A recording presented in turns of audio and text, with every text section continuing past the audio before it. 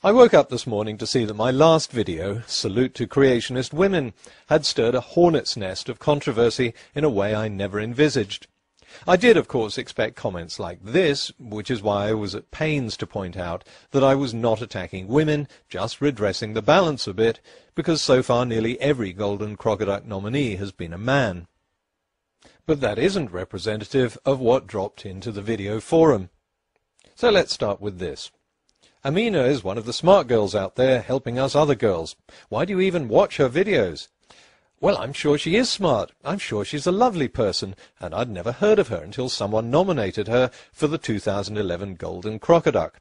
I watch all the videos that are nominated, and it struck me that this is only the second female nominee we've ever had. Since this is such a rare event, I thought it worth looking at other creationist women, and that's where the idea of a salute to creationist women came up.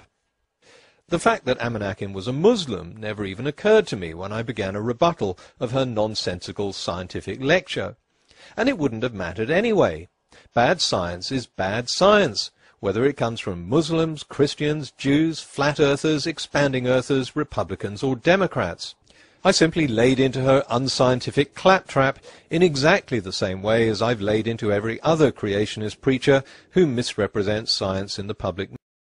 Basically, his theories had something to do with this idea that man became more and more intelligent, and as man did so, as man evolved, man became whiter and whiter. To me, the fact that she was a woman or a Muslim makes absolutely no difference.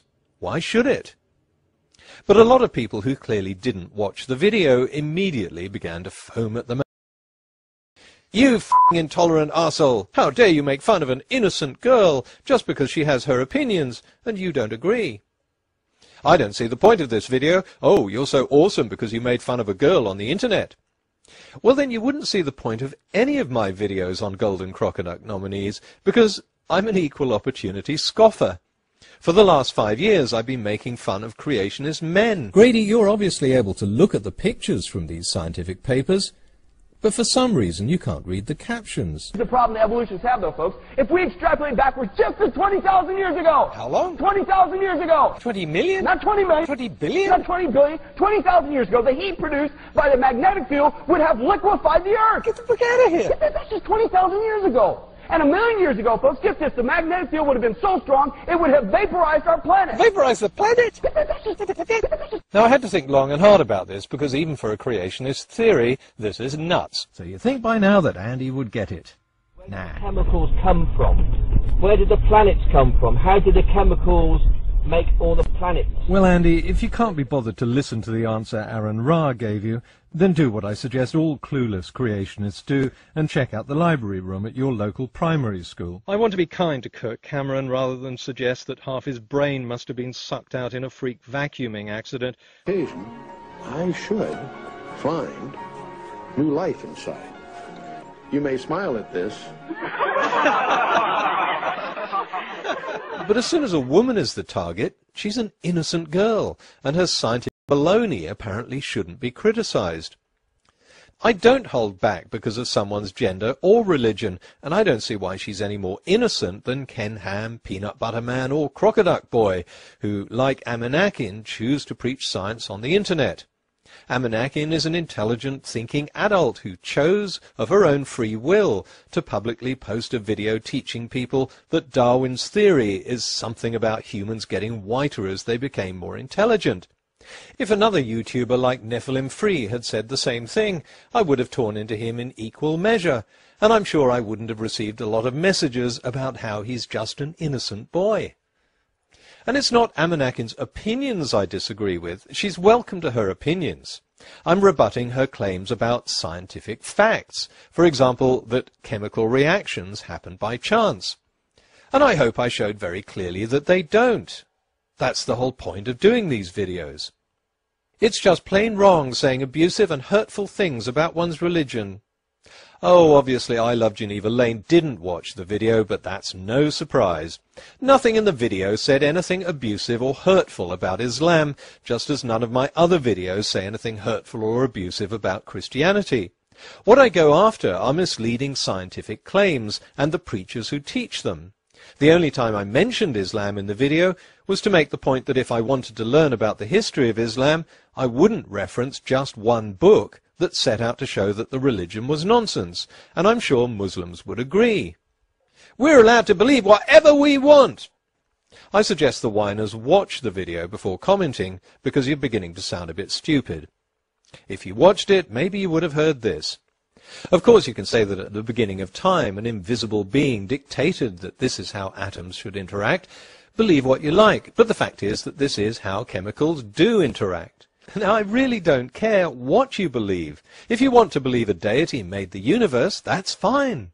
But if you go on a public channel and misrepresent science, then expect to get rebutted. What right have I got to rebut you? The same right you have to put these videos out in the first place. No, and I don't need permission. If someone presumes to lecture others about science on YouTube, myself included, they can expect to have their videos copied and commented on. It's called fair use. Trying to shut this down is censorship. It's sad that a video about science that makes no criticism of Islam or religious belief should be made a pawn in a stupid religious war by people who didn't even watch it. Because once they start commenting, then we get fanatics on the other side, spouting their own version of hatred and abuse. I've had to remove 2 posts from this video forum, and I don't think I've needed to remove that number so far this year from all of my other videos put together. But the gratuitous racist abuse they contained against Muslims shows just how extreme people get in trying to stir up anti-Muslim hatred. I was going to show the messages blanking out the profanities and the racial slurs, but they were so bad I couldn't even do that. Years ago I lived in Brazil and built a house in a favela in Salvador da Bahia. Like most of Brazil, it's a multiracial area. If one of my neighbours had to describe what someone looked like, they might say he was tall, fat or ugly, but they'd also describe his skin colour in some detail. A bit darker than me, he might say, about the same colour as Lucia. But if I tried the same thing in Britain, how can I describe Fred? Well, he's a bit darker than Mike Tyson, but not as black as this bar of chocolate.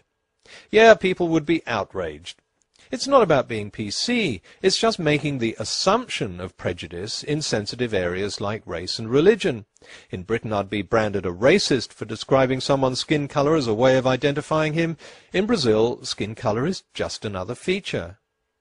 I should be as free to criticise Amenakin's science lecture as I am to criticise Ken Hovind's, Ken Ham's or Peanut Butter Man's. If you mistake this for an attack on Islam, sorry, but you're an idiot. And if you complain about it on the forum, which you have every right to do, you become a whiny idiot. Oh dear, you're going to misunderstand that, aren't you?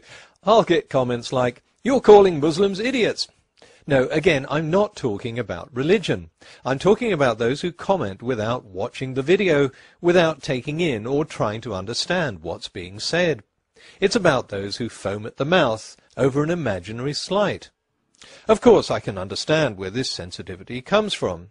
When there are other idiots on YouTube and public intolerance against Muslim beliefs is rampant, it's easy to retreat into a defensive posture and assume that a rebuttal of anything someone says is an attack on whatever religion she happens to hold. But learn to tell the difference.